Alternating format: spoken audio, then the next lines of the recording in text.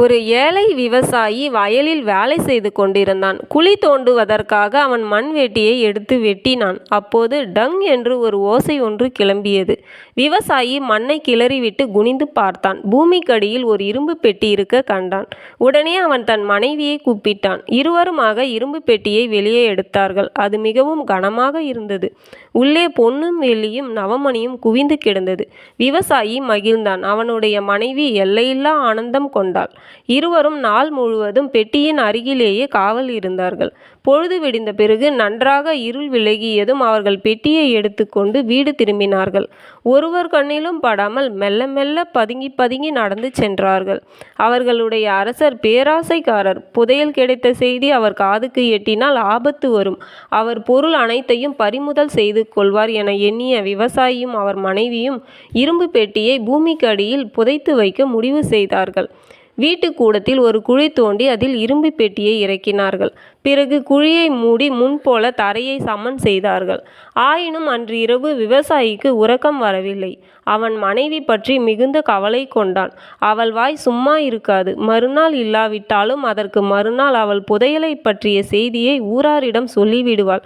அது அவளுடைய இயற்கை என்று எண்ணி இரவு முழுவதும் விவசாயி யோசனை செய்தான். கடைசியில் ஒரு தீர்மானத்துக்கு வந்தான். ஒவ்வொரு நாளும் அதிகாலையில் அவனுடைய மனைவி கிணற்றுக்கு போவது வழக்கம். சென்று வர ஒரு நாழிகை பிடிக்கும். விவசாயி அந்த தருணத்தை எதிர்பார்த்து கொண்டிருந்தான். குடத்தை எடுத்துக்கொண்டு அவள் வாயிற்படியை கடந்ததும் அவன் மாட்டு தொழுவத்துக்கு விரைந்தான். அங்கே ஒரு குழி தோண்டி வீட்டுக்கூடத்தில் இருந்த இரும்பு பெட்டியை எடுத்து வந்து அதில் புதைத்தான்.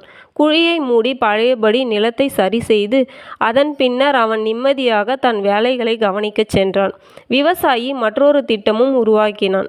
கிணற்றிலிருந்து மனைவி வந்ததும், இன்று மாலை நாம் காட்டுக்கு போக வேண்டாமா என்றான். எதற்கு என்று கேட்டாள் அவள். மீன் பிடிக்கத்தான். காடு முழுவதும் மீன்கள் துள்ளித் திரிகின்றன. போனால் அள்ளி கொண்டு வரலாம் என்றான் விவசாயி.